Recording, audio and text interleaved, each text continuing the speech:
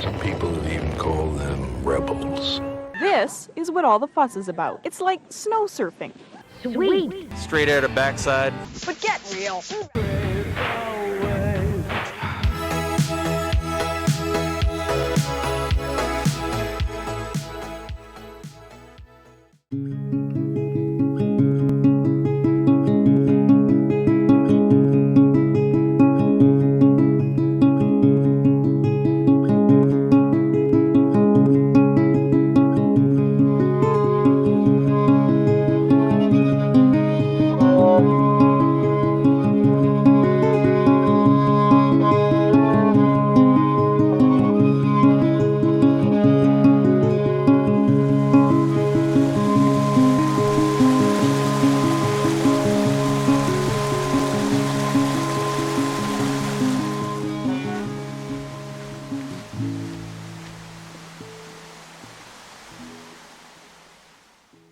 It is a fresh Okanagan morning, and I'm here with my friend Adam, and it is crisp. It's an autumn day. It's kind of cool, cold on the hands, and we're heading up Okanagan Mountain to try and find the plane crash site somewhere near the top. I brought photos and my topo map with me, but I'm not actually following GPS coordinates. I think I have a good enough picture of where it is that we can try and find it based upon the scenery in the distance and the other photos that I've saved. So yeah, a little cooler yeah, than I thought. yeah, it's fresh out here. It's fresh, cloudy. Yeah, Autumn's here, nice colors.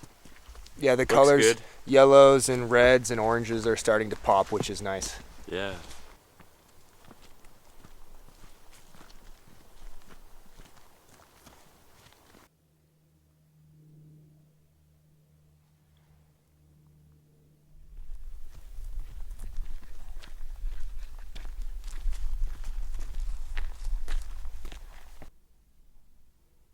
We're at Divide Lake here, and end of September.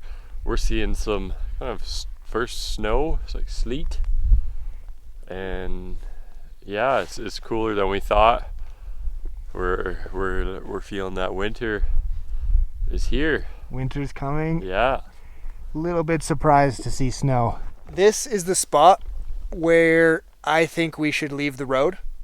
Again, I'm not 100% sure because there's no trail to this part, and who knows what this bushwhack holds in front of us. It could be quite challenging. It could be really brushy and scratchy because few people come here. So we need to head in a straight line 600, 700 meters, which doesn't sound like too much, but if this is really thick bush, this could be a lot of fun. This is where the real fun begins now. Looking forward to this.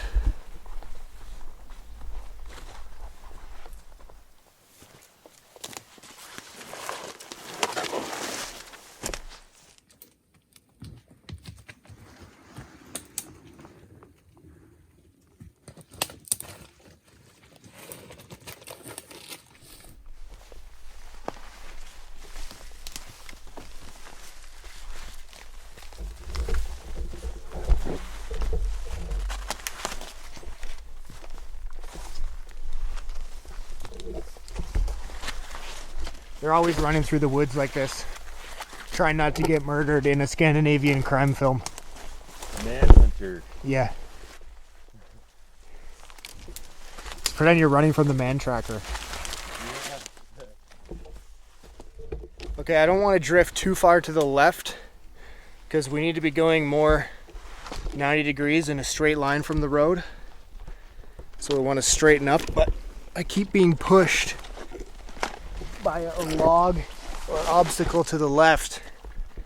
I'm trying to make a straight line, which is virtually impossible in this. Oh, that's cool. That's got to be a bear claw mark on the tree. Look at it.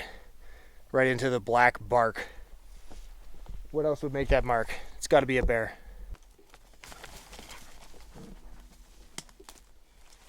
Enjoying it? Oh, it's pretty bushy. The Okanagan Mountain Fire happened in 2003, so that's 20 years ago. And what we're walking through now is the regrowth. So these trees have regenerated in 20 years out of the charred remains of the previous forest. It's thick, it's dense, but we're finding we're making a way through it.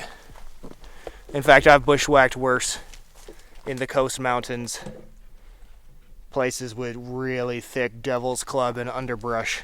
This has a few openings.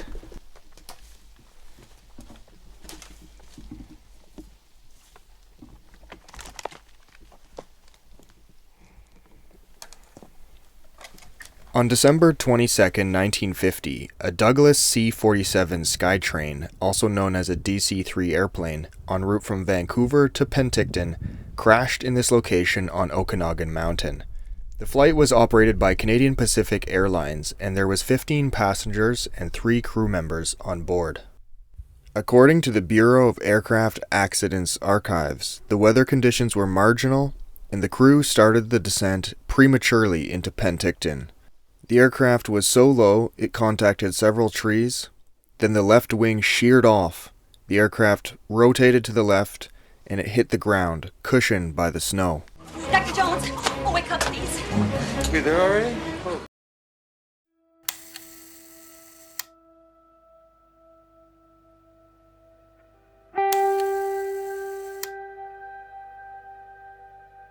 A quote from one of the passengers, Fred Savinkoff, said, "I thought we were coming down for a landing. I looked out the window and saw trees. I ducked my head and just then we crashed.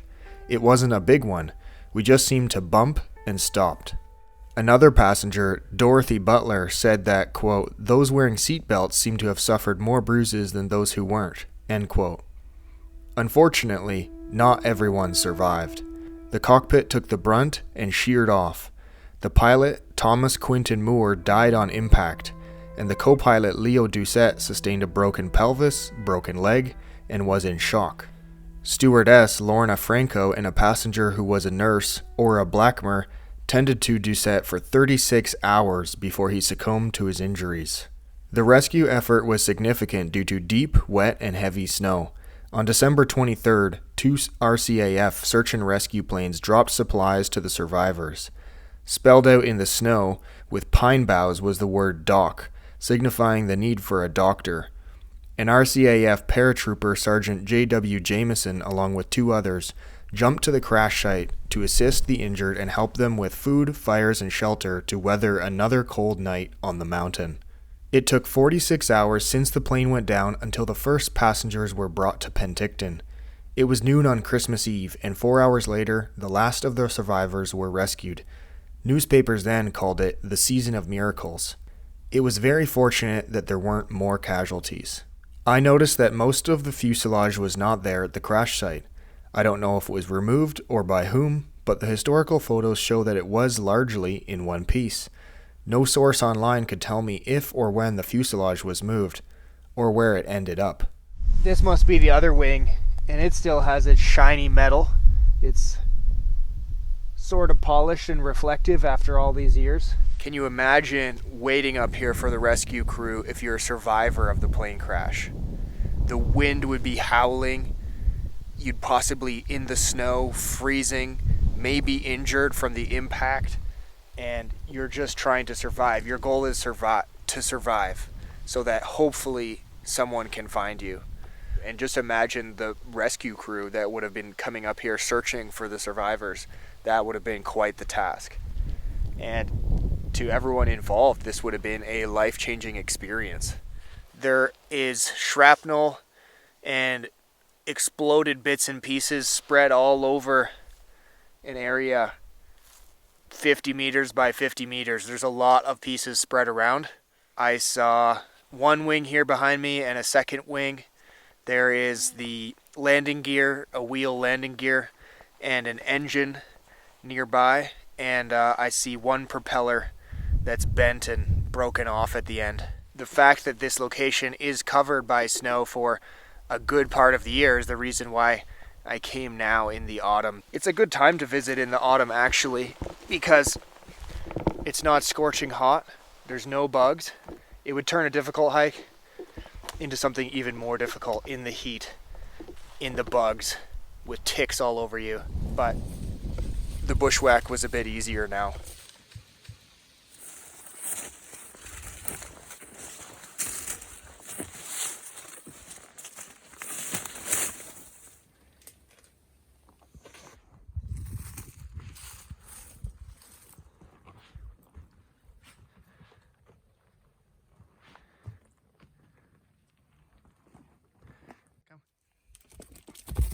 Nice. So this is the summit of Okanagan Mountain. It's at 1576 meters. Not the most beautiful summit I've ever been on, but it is still a summit nonetheless. It's covered in these industrial radio towers, beaming signals to the communities around the Okanagan. No mountaintop cabins up here for stargazing. It's just all of this communications equipment and dishes must have been damaged by a storm or the winter or something. How does it feel to be on Okanagan Mountain? Pretty cool. A little bit of sun now. Yeah. But we're just saying it's not the prettiest looking building. Yeah. Being down in the valley, you always look up here at it, so Yeah, if you can see the lake from here. Yeah. The views open up. Yeah, and I can say I've been on the top here. Yeah. Yeah.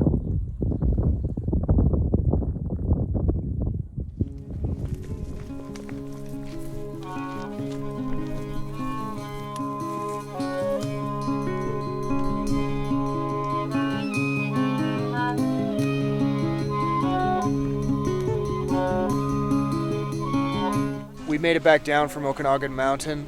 It was really gorgeous light, the best light of the day, and the views over Okanagan Lake as we came back down. And the colors on the trees were fantastic today. We got to enjoy a really cool historic plane crash site and go to the top and stretch our legs and get some fresh air outside. I think it was really cool, the fact that I live here.